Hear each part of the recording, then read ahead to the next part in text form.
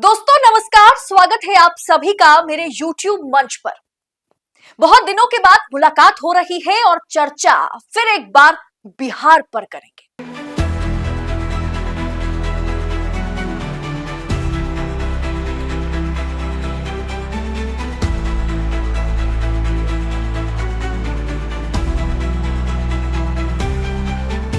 बिहार में दोस्तों सत्ता पलटने जा रही है। 6 महीने का वक्त बचा है बिहार चुनाव में, लेकिन तेजस्वी और राहुल इन दोनों की तेज ने बीजेपी के पसीने छुड़ा दिए हैं। अब सवाल यही उठ रहा है कि क्या बिहार में दिल्ली का प्रवेश वर्मा बन पाएंगे तेजस्वी?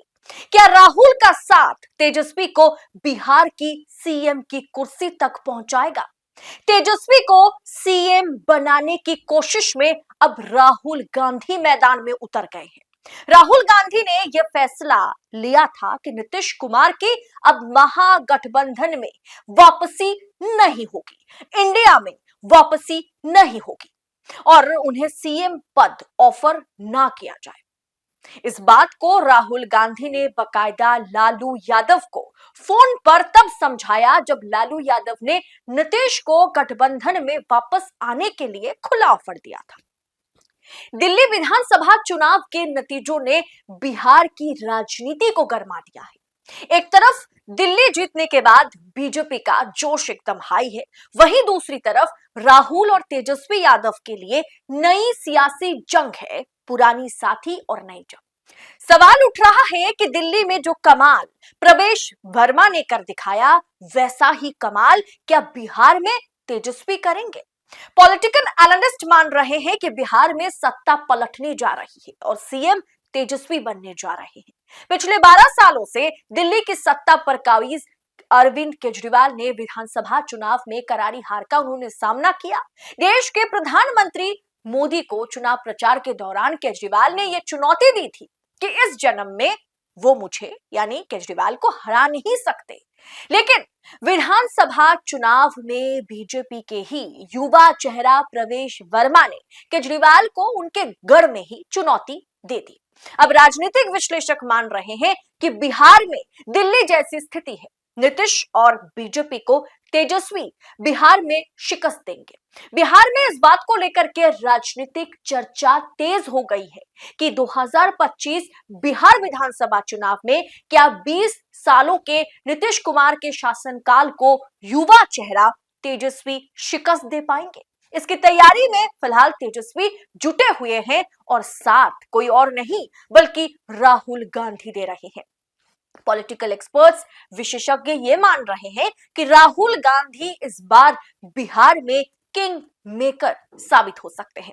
कई तरह के राजनीतिक तैयारियों में नीतीश कुमार एक तरीके से जुटे हुए हैं, लेकिन उन्हें चकमा देने के लिए, उन्हें मात देने के लिए ये दो युवा चेहरा तेजस्वी और राहुल भी मैदान में उतर गए हैं। पिछले 1 महीने के भीतर राहुल गांधी ने 2 बार बिहार का दौरा भी वो कर चुके हैं और उन्होंने साफ तौर पर लालू यादव को समझा दिया है कि नहीं, इस गठबंधन में आरजेडी के साथ या कांग्रेस के साथ नीतीश की एंट्री पर हम बैन लगाते हैं और तेजस्वी भी वही चाहते थे। बिहार की राजनीति के सबसे युवा चेहरे और सबसे बड़े घराने लालू प्रसाद के राजनीतिक वारिस जो है वो तेजस्वी है। राष्ट्रीय जनता दल के मुखिया लालू प्रसाद हैं, लेकिन अब पार्टी के टॉप लीडर में तेजस्वी यादव भी गिने जाते हैं। इसीलिए जेडीयू कार्यकर्ताओं की ओर से नीतीश पर दबाव बढ़ाया गया है कि वो अपने बेटे निशांत कुमार को भी तेजस्वी के खिलाफ मैदान में उतारे युवा नेता के तौर पर। 2025 बिहार विधानसभा चुनाव दोस्तों इस बार बहुत दिलचस्प होने जा रहा है और सत्ता पलटने की खबर भी जो है वो तेज होती जा रही है। विधानसभा चुनाव के चेहरे के रूप में भी तेजस्वी यादव को पार्टी के सामने रखा गया। तेजस्वी यादव अब राजद के सभी नीतिगत फैसले वो खुद लेने वाले हैं और तेजस्वी का लोगों से वादा वो जो कर रहे हैं उस पर गौर फरमाने की जरूरत है, जिसमें नौकरी का जो मुद्दा है वो सबसे बड़ा मुद्दा है और इसके साथ ही मतलब नौकरी के मुद्दे के साथ ही युवाओं के साथ जुड़ रहे हैं।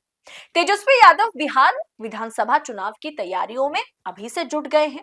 पूरे बिहार में वो कार्यकर्ताओं से मिल रहे हैं, एकदम ग्राउंड लेवल पर काम कर रहे हैं। कार्यकर्ता दर्शन से संवाद यात्रा के क्रम में तेजस्वी यादव ने आगामी विधानसभा चुनाव को लेकर के लोगों के साथ वादा करना भी शुरू कर दिया। वो कार्यकर्ताओं के साथ बैठकें कर रहे हैं, हर एक गांव का दौरा भी कर रहे हैं।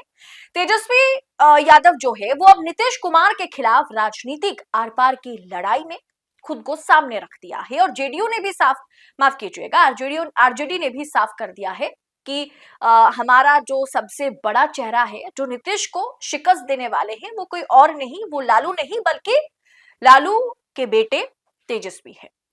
और ये सोचने वाली बात है कि पिछली बार जब नीतीश और बीजेपी की सरकार बनी थी तब लालू यादव कहीं और नहीं, वो जेल में थे, वो बाहर नहीं थे, वो जेल में थे, इसीलिए नीतीश कुमार को मौका मिल गया था। पर इस बार दल बदलू पलटूराम नीतीश कुमार अब एंटी इनकम्बेंसी फैक्टर से बच नहीं सकते। यानी पिछले कई सालों से वो जिस तरीके से राज कर रहे हैं, अब उनको एंटी इनकम्बेंसी का सामना करना पड़ सकता है और पड़ेगा। इस पर कहीं पर भी लड़ाई में नीतीश कुमार आगे नहीं है। सीधा सीधा लड़ाई जो है वो बीजेपी बनाम रजत की है, यानी टॉप 1 पार्टी और सेकंड नंबर पार्टी की है। इसमें जेडीयू जो कि तीसरी नंबर की पार्टी है वो कहीं पर है भी नहीं। राजद का वोट जो है वो इस बार, यानी आरजेडी का जो वोट है वो इस बार जेडीयू में कन्वर्ट नहीं हो सकता, जेडीयू वोट नहीं काट सकती। तो कुल मिलाकर के देखा जाए तो राहुल गांधी का साथ पूरी तरीके से, राहुल गांधी इस बार तेजस्वी का भरपूर साथ दे रहे हैं। दो युवा नेता तेजस्वी और राहुल मिलकर के ये फैसला लिया है कि नहीं, अब चाचा की एंट्री महागठबंधन में नहीं हो सकती। अब उनके लिए दरवाजा पूरी तरीके से बंद कर दिया गया है। और जो एंटी इनकम्बेंसी फैक्टर है, जो बेरोजगार इतना बड़ा मुद्दा है, और लगातार भारतीय जनता पार्टी और जेडीयू के बीच की लड़ाई जो है वो खुलकर के पब्लिक के सामने है। पब्लिक को भी पता है कि अगर नीतीश को हम चुनते भी हैं सीएम के तौर पर, अब वो सीएम बनेंगे कि नहीं बनेंगे नीतीश कुमार, ये एक बड़ा विषय है। इसके लिए मैंने अलग से एक वीडियो बनाया, उसे जरूर देखिएगा दोस्तों।